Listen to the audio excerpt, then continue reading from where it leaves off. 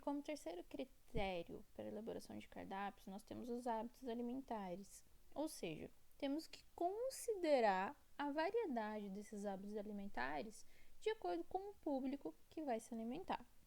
Então, o livro de vocês traz aí o exemplo do café da manhã, que em São Paulo o pão é uma fonte de carboidrato e no Nordeste é o cuscuz de milho, que é tradicional para eles.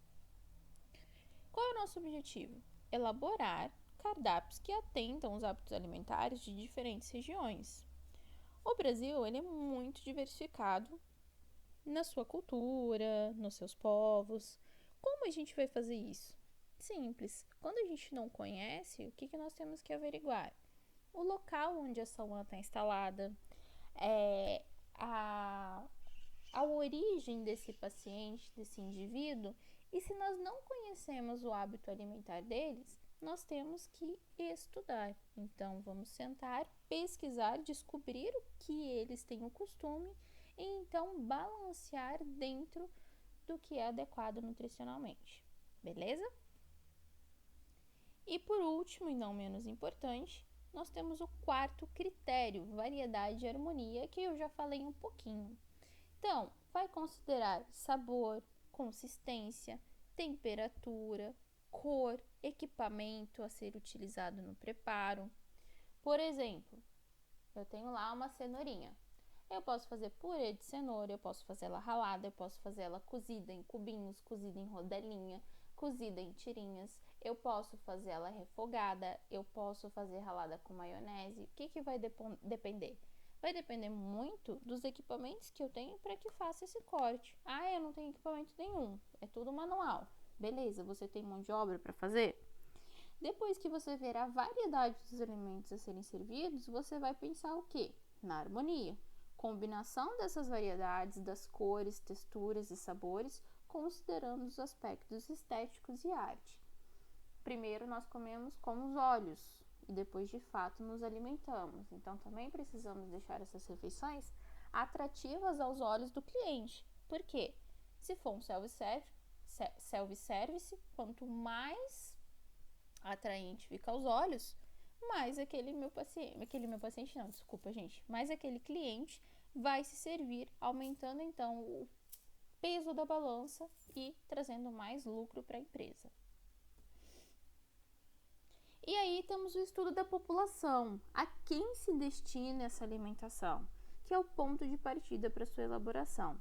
Uma população sadia deve ser definida a média das características dos indivíduos que compõem esta população. Então, vamos pegar, por exemplo, se eu estou lá no hospital e eu vou trabalhar na UAM para os meus funcionários, eu pego uma média dessa população e eu vejo que a grande parte é uma população sadia. Então, eu tenho menos restrições do que se eu for para o serviço dietético desse hospital, onde vai adequar cada refeição à patologia do paciente assistido.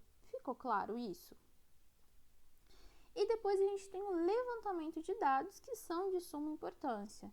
Clientes, escolha dos alimentos que serão inseridos no cardápio, preparações escolhidas, forma de gerenciamento da UAM. Quem vai ser o cliente? Para quem que eu vou servir? Quais alimentos se adequam à realidade desse cliente? Como que eu vou fazer as preparações desses alimentos de acordo com o gosto do cliente? E como eu vou gerenciar essa UAM? Vai ser self-service, vai ser à la carte, vai ser terceirização? Tudo isso vai influenciar muito no momento de trabalhar a parte administrativa. Tranquilo? Galera, quando a gente fala assim de preparações a serem escolhidas, deve se focar no quê? Ah, beleza, eu já escolhi os meus alimentos, eu tenho os meus clientes, mas as preparações também são muito importantes. Eu vou dar um exemplo para vocês de crianças. Por exemplo, eu trabalho lá na escolinha com crianças de 4 meses até 5 anos de idade. Eu vou oferecer frango. Eu vou poder oferecer uma coxa, eu vou poder oferecer um peixe ali que tem lá os espinhos ainda. Eu preciso escolher preparações nas quais eu não vá machucar essas crianças. Então, normalmente esse frango já será um frango desossado, peixe. Eu não costumo servir.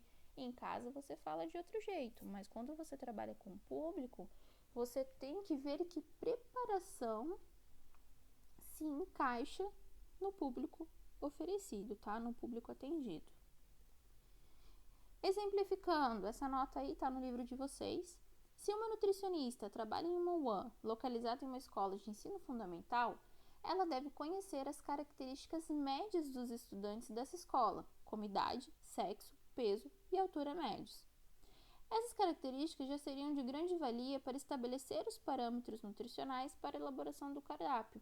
Por quê? Qual é a faixa etária? Dentro de uma escola, a escolinha que eu trabalho é de 4 meses a 5 anos. Mas temos escolas que trabalham de 4 meses, de 0, né, logo em seguida. 0 não, porque normalmente tem a licença aí de 4 meses inteirinha. Então, vamos colocar de 4 meses mesmo. De 4 meses até o ensino médio. Todas essas faixas etárias, diferentes faixas etárias, vão se alimentar da mesma forma? Eu vou dar papinha para o meu adolescente de 15 anos? Não. Então, a gente tem que considerar tudo isso para ver o crescimento, qual é o nível, onde ele se encontra naquele momento, para então eu fazer um planejamento de acordo com as necessidades da faixa etária, do ciclo da vida daquele indivíduo. E aí a gente também tem que levantar outros dados quanto ao cliente. Tipo de atividade, nível socioeconômico, fator cultural, hábitos alimentares, religião, origem da clientela, status nutricional e fisiológico. Como assim origem da clientela ou religião? Vamos pensar no adventista. O adventista ele tem várias restrições alimentares de acordo com a religião dele. Origem da clientela. Vamos pensar no indiano. Ele não tem a restrição de que ele não pode comer vaca? Tem todo um trabalho, né? Então, ele não pode comer a vaca porque a vaca é sagrada. Então, a origem influencia. Tem religiões lá de países do Oriente onde o abate do animal influencia. Se ele não for um abate, se eu não me engano, é halal, que é o que se corta o pescoço do animal em direção à Meca, aquele indivíduo ele não vai comer, porque o abate foi feito de maneira errada. Então, tudo isso vai influenciar. Idade, sexo, necessidades básicas, número de clientes a serem atendidos e expectativas de consumo. Por que o número de clientes a serem atendidos e a expectativa? Porque eu preciso comprar comida para atender os meus clientes. Se eu tenho uma expectativa muito alta e compro muito pouco, vai faltar. Se eu tenho uma expectativa muito baixa e vem mais, vai faltar. Então, a gente tem que trabalhar num conjunto de média estimada, beleza? Quanto à escolha dos alimentos, disponibilidade dos alimentos, verba disponível, período de safras, combinação e monotonia dos ingredientes. Por quê? Disponibilidade dos alimentos. Eu posso, por exemplo, colocar no meu cardápio todos os dias, não, vamos colocar ali 1, 2 vezes por semana, torta de blueberry. Eu tenho disponível blueberry aqui no Brasil? É uma fruta típica da região?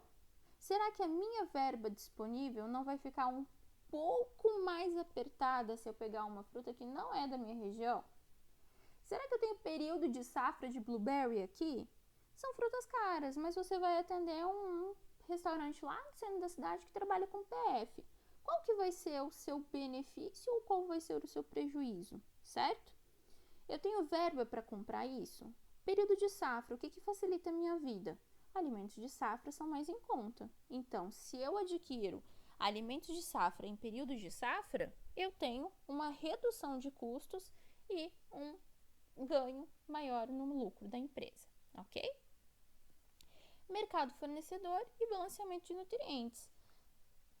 Quem vai te fornecer o alimento? Tá limpinho, tá aseado, leva em transporte correto, ele é ponta firme, ele não vai deixar faltar o que você precisa? Isso é sempre importante. Balanceamento de nutrientes. Será que esse alimento realmente oferece o que eu espero?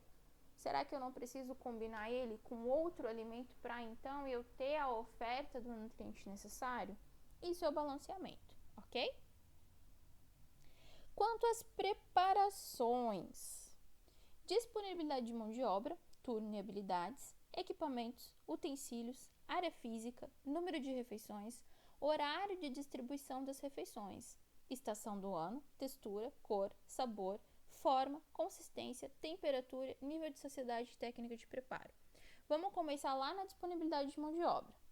Pessoal, o restaurante de vocês funciona de segunda a sábado, porque domingo vocês optaram por não abrir devido ao descanso remunerado semanal.